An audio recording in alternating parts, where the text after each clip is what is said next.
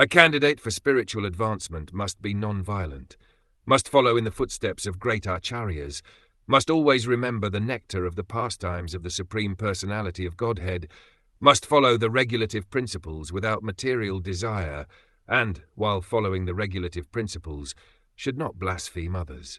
A devotee should lead a very simple life, and not be disturbed by the duality of opposing elements. He should learn to tolerate them. The devotees are actually saintly persons, or sadhus. The first qualification of a sadhu or devotee is ahimsa, or non-violence. Persons interested in the path of devotional service or in going back home, back to Godhead, must first practice ahimsa, or non-violence. A sadhu is described as titiksava karunika. A devotee should be tolerant and should be very much compassionate toward others. For example, if he suffers personal injury, he should tolerate it, but if someone else suffers injury, the devotee need not tolerate it. The whole world is full of violence, and a devotee's first business is to stop this violence, including the unnecessary slaughter of animals. A devotee is the friend not only of human society but of all living entities, for he sees all living entities as sons of the Supreme Personality of Godhead. He does not claim himself to be the only Son of God and allow all others to be killed, thinking that they have no soul. This kind of philosophy is never advocated by a pure devotee of the Lord. Suhada Sarva Dehinam, a true devotee, is the friend of all living entities. Krishna claims in Bhagavad Gita to be the father of all species of living entities. Consequently, the devotee of Krishna is always a friend of all. This is called ahimsa. Such non-violence can be practiced only when we follow in the footsteps of great acharyas. Therefore, according to our Vaishnava philosophy, we have to follow the great acharyas of the 4 sampradayas, or disciplic successions. Trying to advance in spiritual life outside the disciplic succession is simply ludicrous. It is said, therefore, acharyavan purusha veda, one who follows the disciplic succession of acharyas knows things as they are. Tad vijnanartham saguram ivabhigachet. To understand these things properly, one must humbly approach, with firewood in hand, a spiritual master who is learned in the Vedas and firmly devoted to the absolute truth. In order to understand the transcendental science, one must approach the bona fide spiritual master. The word smritya is very important in spiritual life. Smritya means remembering Krishna always. Life should be molded in such a way that one cannot remain alone without thinking of Krishna. We should live in Krishna so that while eating, sleeping, walking and working we remain only in Krishna.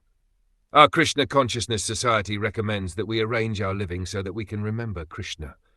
In our iskcon society, the devotees, while engaged in making spiritual sky incense, are also hearing about the glories of Krishna or his devotees. The Shastra recommends Smartavya Satatam Vishnu. Lord Vishnu should be remembered always, constantly.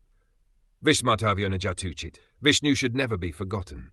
That is the spiritual way of life, smritya. This remembrance of the Lord can be continued if we hear about him constantly. It is therefore recommended in this verse, Mukunda Karatagriya Sidhuna. Sidhu means nectar. To hear about Krishna from Srimad Bhagwatam or Bhagavad Gita or similar authentic literature is to live in Krishna consciousness. Such concentration in Krishna consciousness can be achieved by persons who are strictly following the rules and regulative principles.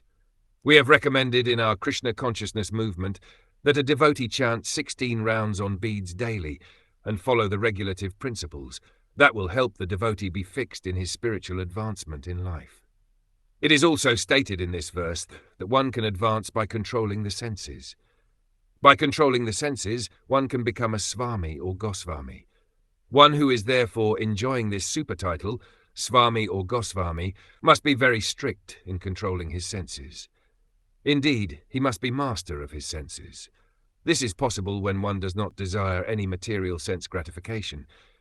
If, by chance, the senses want to work independently, he must control them. If we simply practice avoiding material sense gratification, controlling the senses is automatically achieved. Another important point mentioned in this connection is aninde we should not criticize others' methods of religion. There are different types of religious systems operating under different qualities of material nature. Those operating in the modes of ignorance and passion cannot be as perfect as that system in the mode of goodness.